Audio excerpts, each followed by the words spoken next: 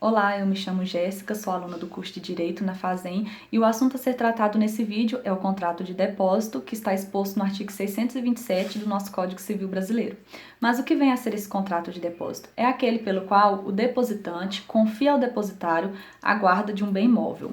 Antes de nos aprofundarmos melhor sobre esse assunto, utilizaremos um exemplo. Suponhamos que você vai fazer um curso fora do país que tem a duração de 1 ano. Você não tem casa própria e precisa guardar o seu carro. Nesse caso, então, você pode estar celebrando o contrato de depósito. No contrato de depósito, nós podemos identificar duas figuras. Primeiro, a do depositante, que entrega, e segundo, a do depositário, que recebe. Esse contrato ele se estende até que o depositante o reclame de volta.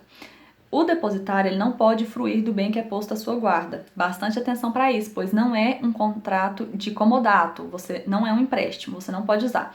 Essa é uma diferença bastante importante para a gente entender, porque eu tenho que te dar uma autorização expressa.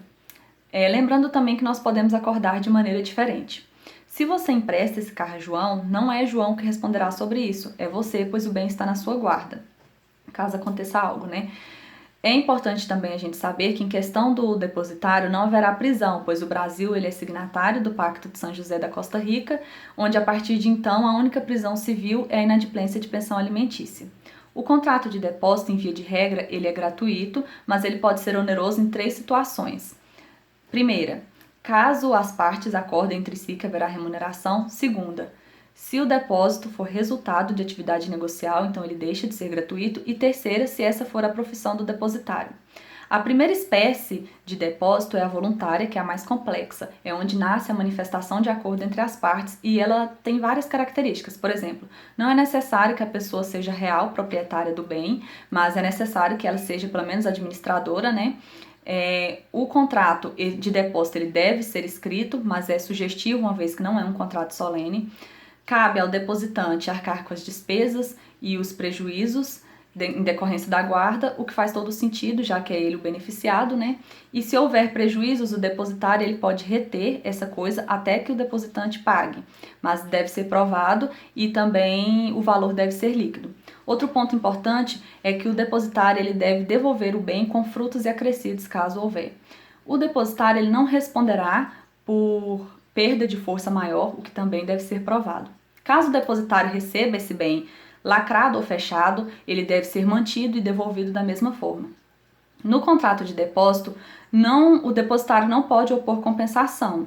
As únicas hipóteses que pode ocorrer recusa na entrega estão expostas no artigo 633, onde diz que se o objeto for embargado judicialmente ou se houver suspeita de que ele foi dolosamente obtido.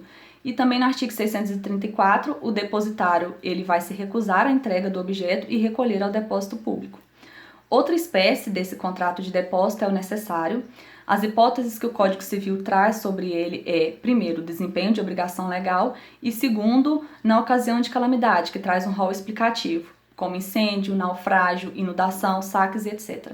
O artigo 649 ele vai dizer que os hospedeiros são responsáveis por perdas e danos das bagagens dos seus hóspedes, ou seja, se houver furtos e roubos dentro do estabelecimento, é o hospedeiro que irá responder sobre isso.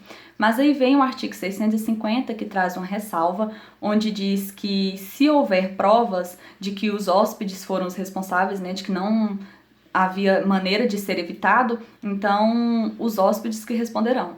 Por exemplo, o hóspede deixou um celular na beira da piscina e ele foi furtado, ele desapareceu. Não tem cabimento você colocar essa responsabilidade nos hospedeiros.